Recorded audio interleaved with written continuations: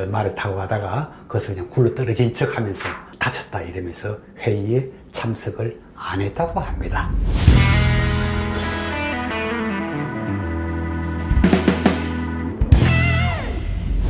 오늘은 그 출생 문제, 그 조선조 연산군의 출생 문제와 관련하여 한번 얘기를 해보도록 하겠습니다.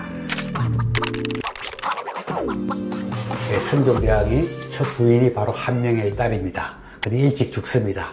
자식도 없고요. 그 다음에 사람 사이 윤씨입니다. 그 연산군의 어머니가 되는 거죠. 그 연산군의 어머니가 윤씨가 여러 가지 좀 문제가 많았던 사람입니다. 처음에는 이제 왕비가 되고 이렇게 연산군을 놓고 했을 때는 그렇게 뭐 사이가 나쁘지는 않았다고 합니다. 뭐 이런 일도 있습니다. 성종이 키가 굉장히 컸던 모양입니다. 그래서 그 윤씨가, 그 왕비 윤씨가, 아이고, 전하는 어떻게 키가 크십니까? 그러니까, 그래? 근데 여기 나보다 더 큰 사람이 하나 있다. 그리고 또 갑자기 그 사람을 불렀습니다. 그 사람이 바로 허종이라는 사람입니다. 이 사람이 막 키가 굉장히 컸던 모양입니다. 나중에 어디 기록에 보면 막 2m 가까이 됐다는 이런 얘기도 있고 그런데 여하튼, 그래서 그 부인 앞에서 서로 이 사람을 불러가지고 키도 재어보고, 내가 두 번째 크구나. 역시 뭐거나. 여하튼 이 허종이라는 사람은 기골이 장대했던 사람 같습니다. 그만큼 사이가 좋았고요. 그리고 연산군 부인 그 윤씨가 굉장히 미인이었다고 합니다. 아주 선녀같이 생겼고 어디에 나타나기만 하면 그 분위기가 아주 그냥 기운이 아주 서늘한 기운이 흐르듯이 하여튼 그런 아주 좀 미인 연령이 있답니다. 그래서 연산군이 아버지 어머니를 많이 닮았다고 합니다. 키도 컸고요. 또 어머니를 닮아서 몸매가 호리호리하고요. 이뻤다고 합니다. 뭐 요새로 치면 꽃미남이라고 할까요? 그래서 어떤 야사에 보면 이런 얘기 나옵니다. 연산군이 어느 날 어머니가 보고 싶다. 그러니까 옆에서 누가 그랬답니다. 거울을 보십시오. 거울엔 바로 어머니 얼굴이 나올 겁니다. 막 이런 식으로도 얘기를 했다고 합니다. 어찌됐든 나중에 그래서 성종대왕은 폐비를 몇 년 후에 사액을 내려서 죽게 만듭니다. 근데 여러분들 아시다시피 그 폐비 윤씨 문제로 인해서 나중에 사실은 아주 큰 일이 일어나죠. 그게 바로 갑자사화입니다. 연산군은 자기 어머니, 어려서 그랬으니까 어머니 자기 출생의 어떤 비밀을 이제 안고 살아가게 됩니다. 근데 또 옆에 아는 사람들은 알겠지만 아주 두려워하고 그 문제에 대해서 그렇게 많이 두려워하고 그랬답니다. 자, 연산군이 임금이 되었습니다. 임금이 했고 모사를 거치고 이렇게 하면서 이제 서서히 자기 어머니의 그런 존재에 대해서 이제 알아나갔겠죠.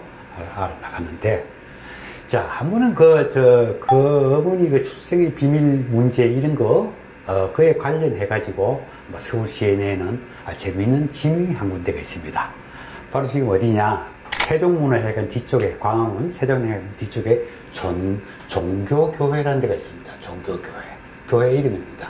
근데 이 종교교회다 이러면은 그냥 우리가 말하는 릴리전, 그 종교가 아니라 사실은 사람 이름을 딴 다리입니다.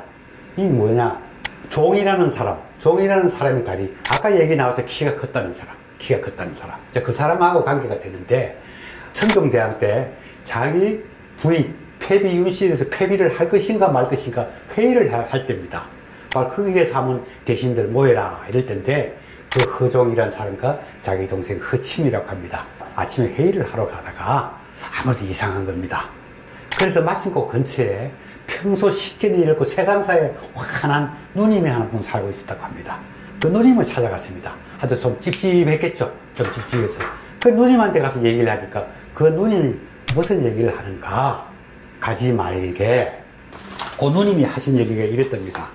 자, 어떤 사람의 의미 되는 이가, 어머니가 행실이 나빠서 그 남편이 하인과 상의하여 그 의미를 죽였다고 한다면은 나중에 아들이 그 하인을 가만히 두겠는가?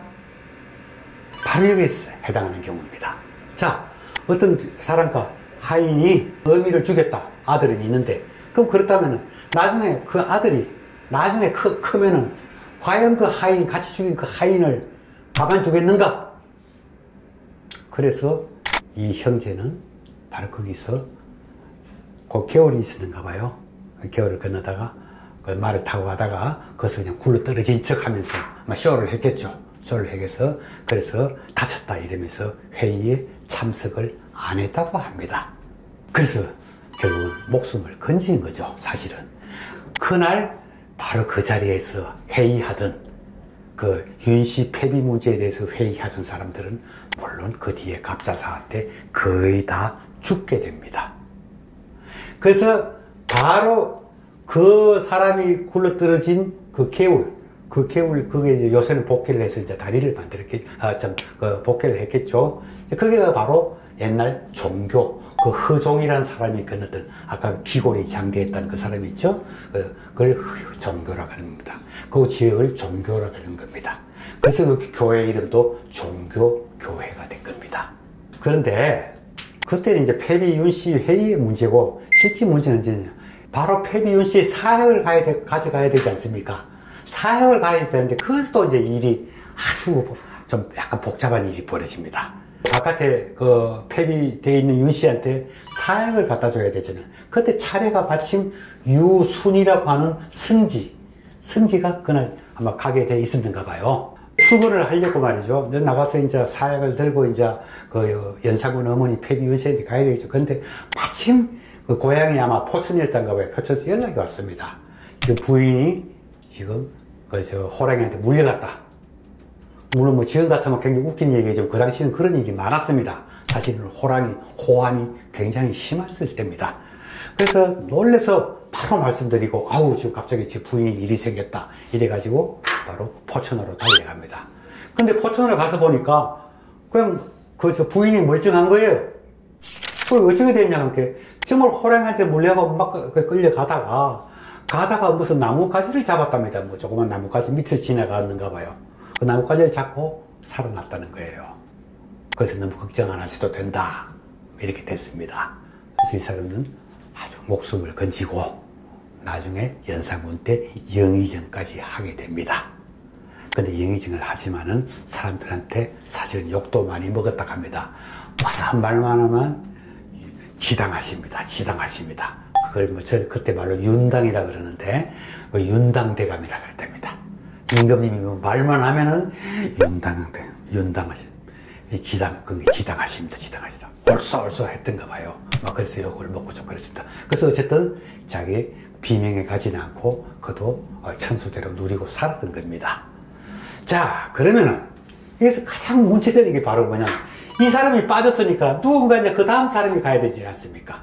그 사람, 바로 그 사람이 다 누구냐, 이세자라는 사람입니다. 아주 그 당시에 조선에 아주 가장 끝내주는 집안, 소위 경기도 광주이십니다. 경기도 광주이십니다. 그 아버지가 이극감이라고 하는 형조 판서도 지내고 그랬는데, 뭐 얼마나 이 집안이 유명했냐면 팔극조정이라고 그랬습니다. 팔극조정이다.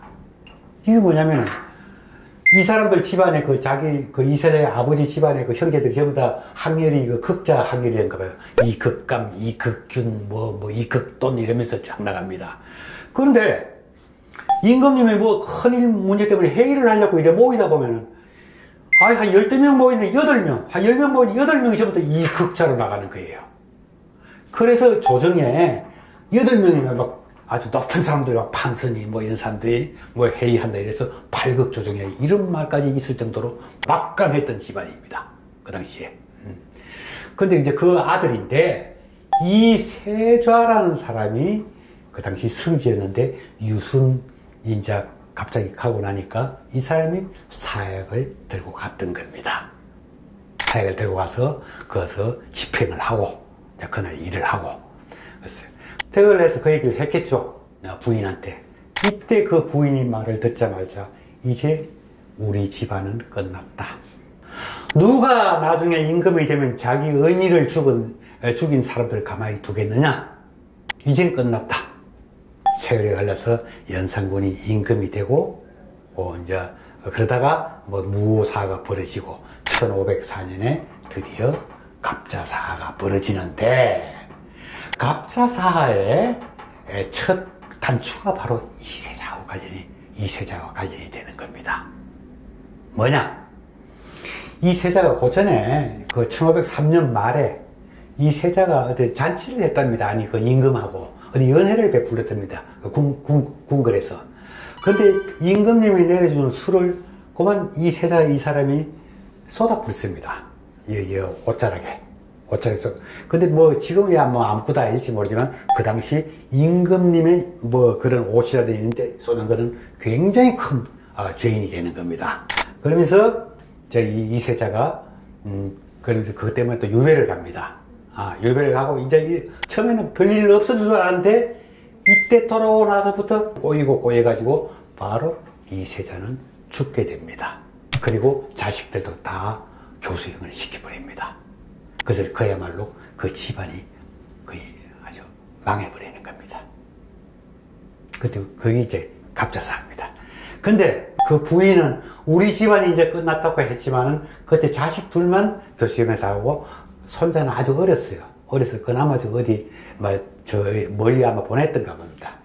근데 나중에 절치부심 그도 열심히 노력해가지고 명종 때 그 아주 참 그 유명 재상입니다.